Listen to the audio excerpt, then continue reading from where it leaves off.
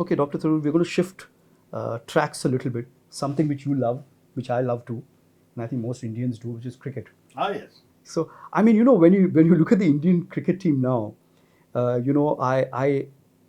using a word which I never thought I would use for an Indian cricket team, which is dominant.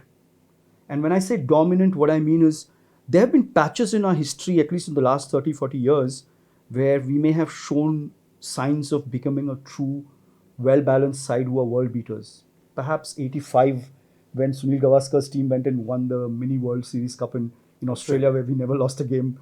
Similarly, I think there was one World Cup in the late 90s, which was held in India, which was a Reliance Cup, which we thought we would win, but ultimately we didn't. No, That was 96, was it? 87 and 96 were 87. both. Reliance Cup was 87. 87. And I would say that in both cases, we did pretty well in the league games, ended up losing in the semi-finals, in both cases.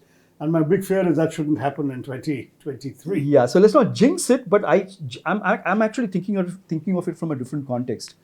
Just as India seems to be transforming into an economic power of repute, you now have this cricket team which actually seems to be speaking a different kind of language, each individual having a certain attitude, having a certain mindset. There seems to be a lot of clarity, professionalism. Again, if I might use the earlier words, a certain muscular assertiveness. You're a big fan of muscular assertiveness. It's just a term which actually occurred to me before the interview, so I thought I'd use it as a connecting factor. But there seems to be that element as well. And I read an article of yours where you kind of connected cricket to India's transformation. So I wanted to hear more about that, because that's a rather fascinating analogy. Yeah, I mean, actually, I'm still one of those purists who thinks the highest form of the game is Test cricket. And until we win the World Championship of Test cricket, I won't ever use the word dominant for India, because the problem with India is we can win against anybody at any time in any format, but we can also lose. And that's the big worry I have. I would love to see India win this World Cup. As you say, it's been a flawless machine, this team so far.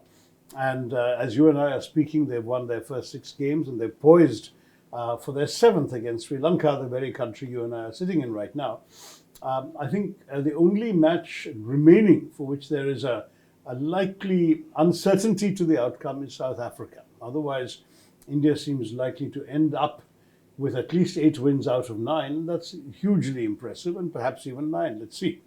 Having said that, once you get to the knockout stage, none of that matters. If you lose your semi-final, you're out of the tournament, end of story. And we've done that a couple of times. I think we've lost 3 or 4 semi-finals in the World Cup over the years, and 1 final. So I don't want to count my chickens just yet.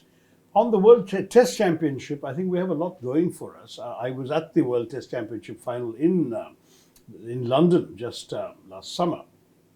And I was disappointed to see that in neutral territory, this was after all England, and the 2 sides contesting were India and Australia, that we simply could not compete.